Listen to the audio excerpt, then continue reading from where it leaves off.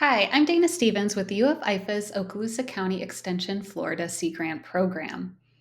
This is Okaloosa Waterwatch, and today we are going to look at the Rocky Bayou site.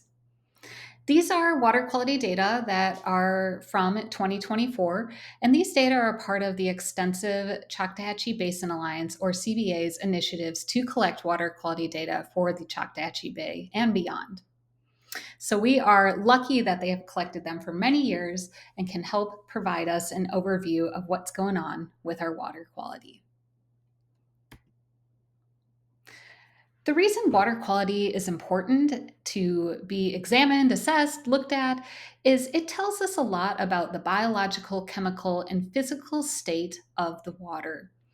And these components are important to get an idea of the health of our ecosystem, but also the sustained use of our waters.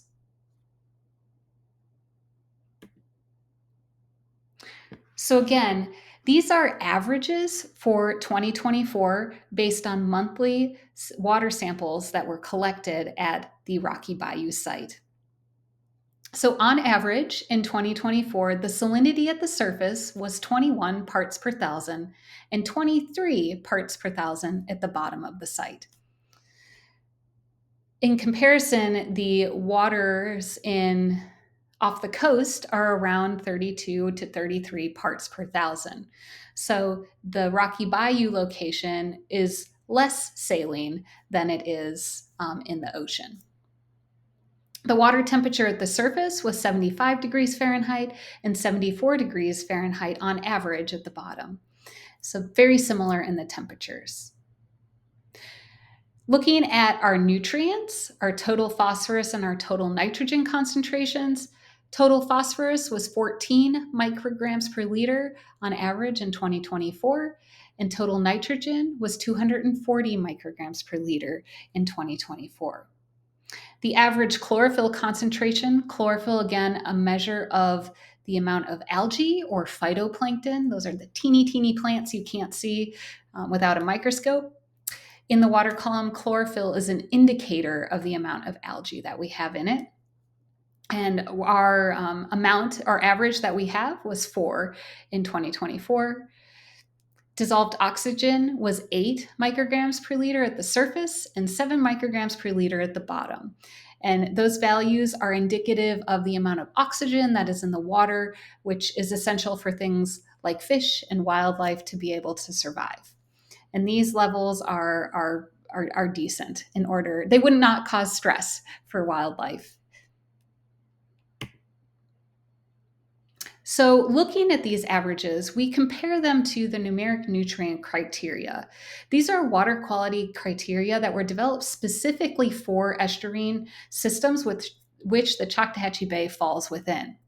They were developed by the Florida Department of Environmental Protection and are on a rolling 3-year average. So that means that if, say, total phosphorus meets these criteria over a 3-year state, they are not exceeding that designated numeric nutrient criteria.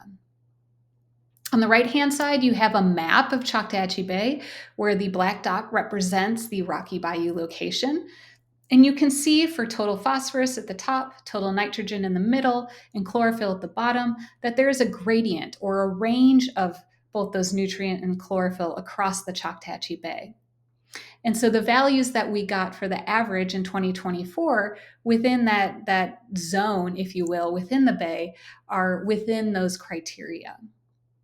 If you're interested in more details, statistical analyses, and more modeling and projections of these water quality data, please check out Dr. Hyman's Choctawhatchee Bay Water Chemistry Reports.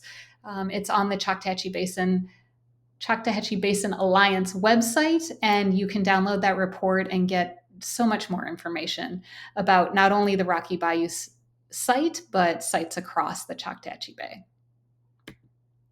So in summary, at the Rocky Bayou site in Choctawhatchee Bay, all of the criteria in 2024 were met. All of the numeric nutrient criteria were met.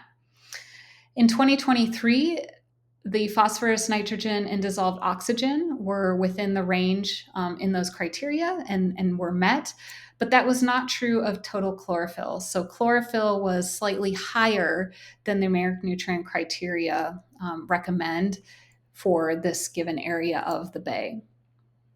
And then in 2022, the water chemistry and quality data met those numeric nutrient criteria.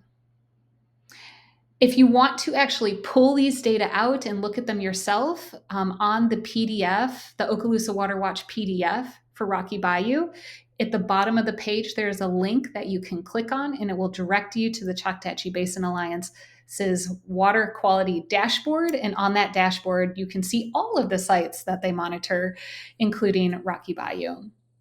If you want to reach out to me, I would love that. This is my phone number and my email, and happy to answer any questions, address any concerns, or just talk about water quality data. Thank you so much for your interest, and I look forward to sharing with you more.